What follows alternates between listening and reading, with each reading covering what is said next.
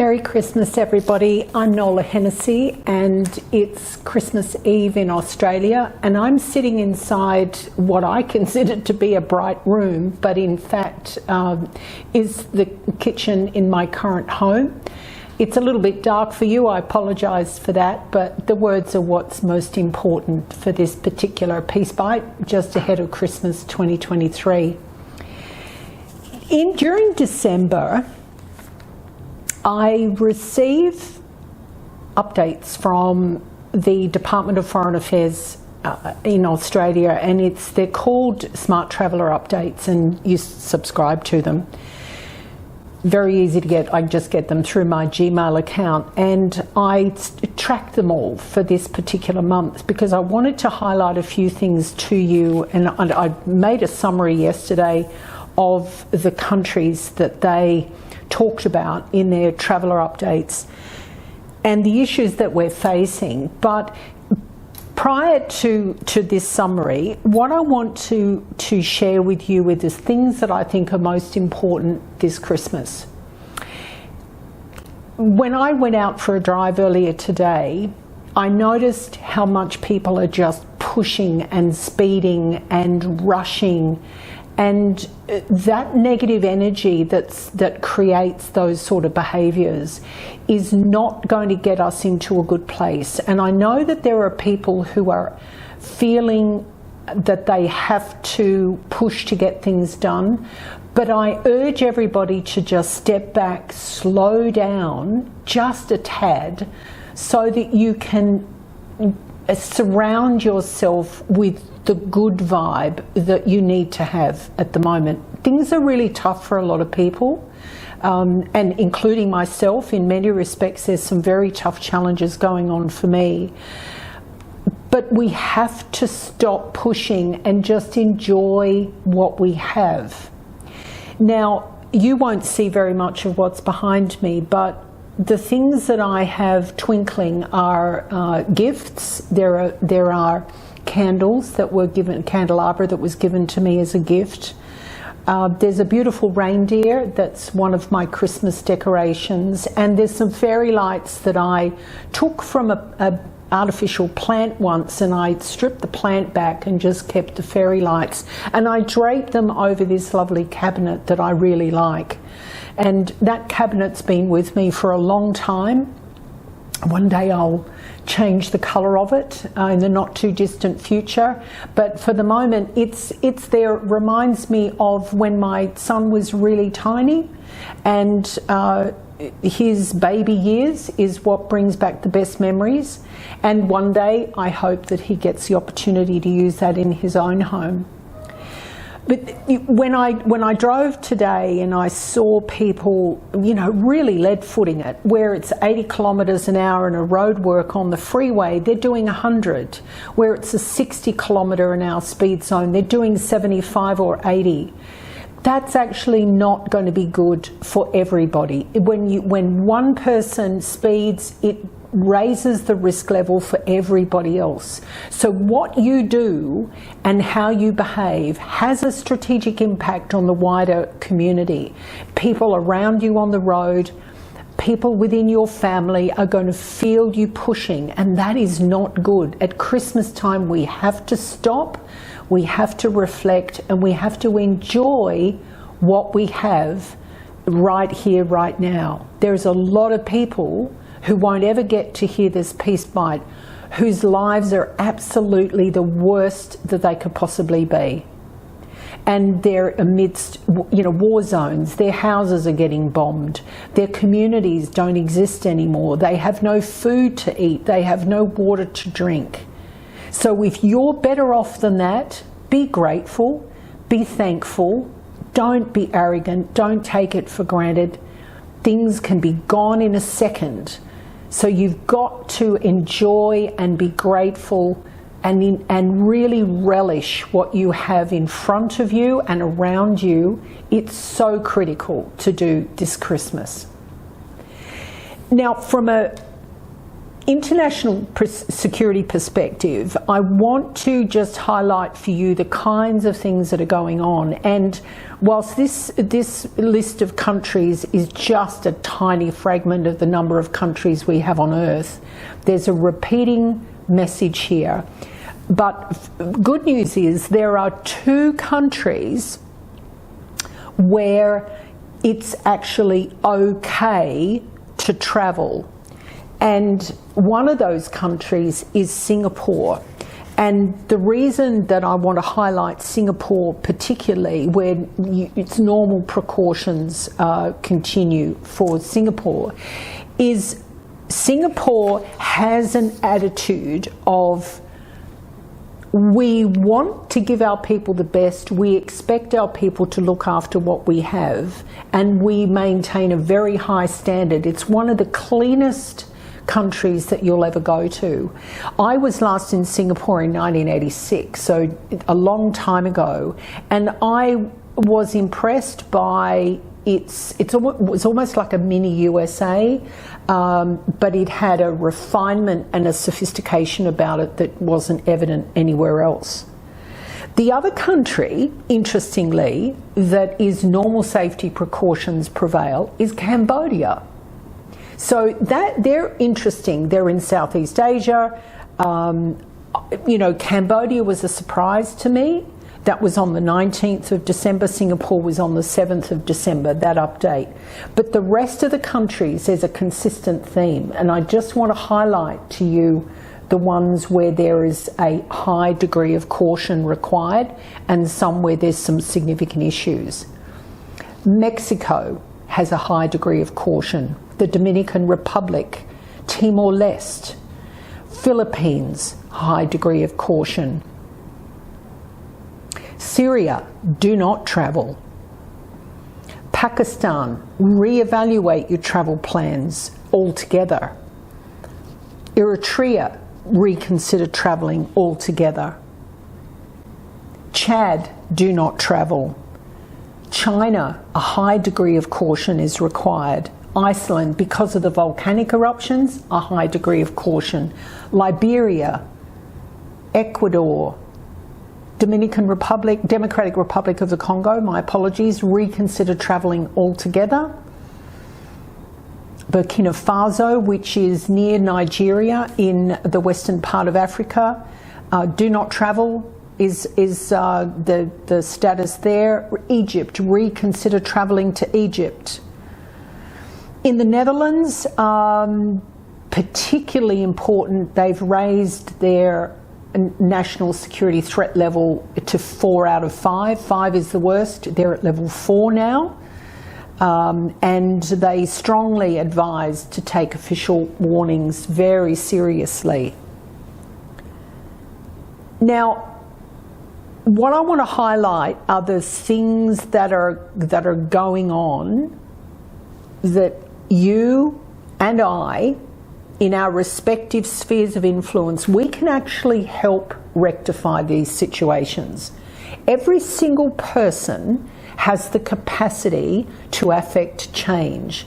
It may be minimal, it may be quite significant change that they can actually demand and steer and facilitate. It depends whether they're in a position of power and a position of authority. But every single person has the capacity to affect change. Which political party you elect to hold power in your country will determine how that country is going to be. Now, if you think about most countries, other than those that are grounded in a dictatorship, you've got political parties that are usually at either end of the spectrum. So, you know, the far rights are going to be completely opposite the far lefts. And that's where we think about a very centrist, even-minded, a generic kind of focus on what is needed. Those centrist parties are the ones that we probably need to steer towards, because whilst ever you've got This party here gets voted in this time, then this party gets voted in. So what happens to the people? They keep swinging on the pendulum each time. They will go as the party that they're following will go. So when we keep our focus on non-ideologically based political parties that form governments in countries, when we focus on those centrist parties where there's an evenness of thinking, it's not one way, it's not the other, it's in the middle, it's not on the fence, but it's in the middle and it's balanced, that's when we're going to get a lot more global harmony happening. I guarantee that. Now, the ones that I want to highlight, there's some really big concerns here, and this is about, you know, we have to look at what are we doing in these individual countries, what are the citizens of those countries actually doing to help rectify this and to make sure the governments actually do their job. In Venezuela, there is an unstable political and economic situation that's continuing, high levels of violent crime. Why is that? Why is that tolerated? Shortages of food, water, medicine and fuel. Is that because the economy is shot to pieces? Why is that? You've got to start asking why. Of most importance, there is tension between Venezuela and Guyana, and that's escalated over time, and the situation at the border is likely to deteriorate very quickly. Ukraine, we all know that Russia has invaded the Ukraine. The advice there is do not travel. It's a very volatile security environment and there is ongoing military conflict, and it's happening right across the country. There's heavy fighting, there are missile strikes and attacks right across the country. Foreigners may very well be targeted in the Ukraine. There is lots of unexploded ordnance, and those combined with landmines create quite a precarious situation. There is a quote unquote a serious risk to life, and the advice is do not travel to the Ukraine. In Iraq, the security situation is still volatile. Why is that? We have to ask these questions. We have to get to the bottom of it. There's an ongoing threat of kidnappings. Why are we tolerating that? Why are we allowing political parties or the leadership of a country to stay in power when these kinds of things are happening at the societal level? Large protests and political rallies can quickly become violent. Why is that? Is that because the police entity within that country picks a fight? Or is it that the people who are peacefully protesting get antagonised and defend themselves? We have to ask the reason, that we have to ask the question why. In the Philippines, now we know that there's been a change of leadership, thank God, and we actually don't have these summary executions happening across the country. But terrorist attacks can occur anywhere in the Philippines. Why are we still tolerating that? Why is the Philippines government still allowing that to happen? There's a heightened security arrangement that it still exists. The last terrorist attack was on the 3rd of December. In Malaysia, when you enter Malaysia, you need to be aware that you may have to undergo a urine test for testing for drugs, and there are severe penalties for any drug offences. So whether people want to travel to Malaysia anymore is their choice. Obviously, they want to keep a certain level of control over the drugs that are coming in, but people need to be aware that you won't be walking on a thick line. You'll be walking on a very thin line if you're found to be in possession of drugs. In Indonesia, apart from there being many active volcanoes, the weather situation in Indonesia can rapidly change, and there's a very high increase in natural disasters that are occurring. Now, those kinds of incidents seem to be happening quite a lot in this Southeast Asia pocket. Australia is sort of at the bottom, Southeast Asia is up above it, but where this whole area, today we had the most violent electrical storm, a huge amount of water, overflowing gutters, my water tank overflowed, and I was wondering, when is it going to let up? You know, when is the lightning? When is the thunder going to stop? And I was in the middle of baking some things ready for tomorrow, and I thought the worst thing that can happen is that the power goes out. When we've got countries that are not only politically and economically unstable, and you've got social discord as well, when you couple that with natural disasters, that's when the real pain happens, and the pain is happening for the everyday citizen. Very rarely is the serious pain happening for the people who are in power, who are located somewhere in buildings that are built to sustain those natural disasters. Governments have to start doing the right thing by their people. We have to be pushing, if we push for anything, we have to be pushing for our governments to step up and consider the rights of its citizens and its residents who aren't citizens, and make sure that people are adequately protected. Eritrea.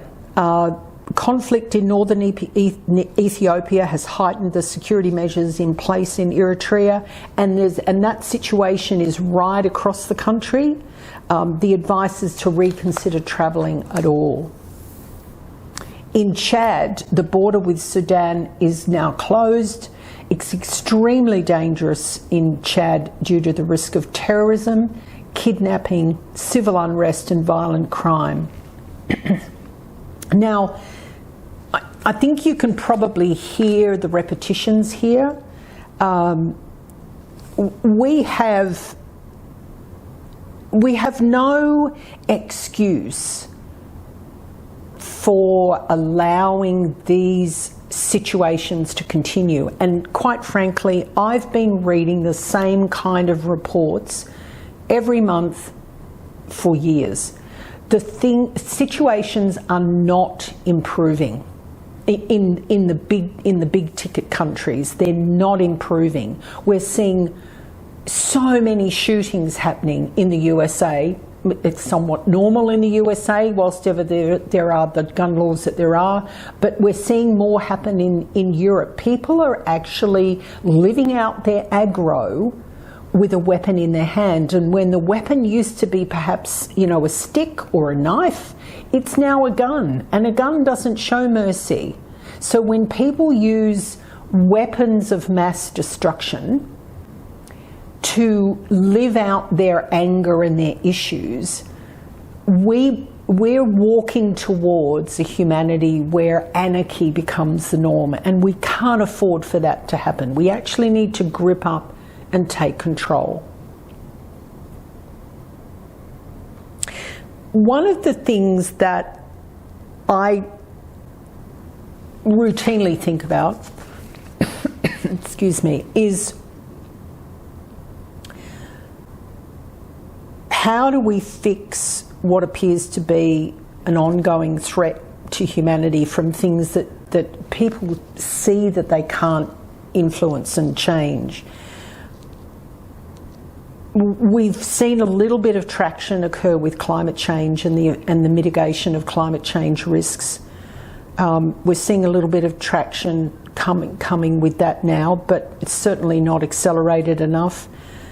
We have to get out of the mindset that war will fix things. War does nothing but teach us lessons that it is a negative impact. The only people that get a positive out of war are the people that make war fighting machines and systems. They make the money, They make the profit, and you have to question why you have governments perpetuating war fighting, and these bigger companies that make the platforms and the systems are making the generous profit.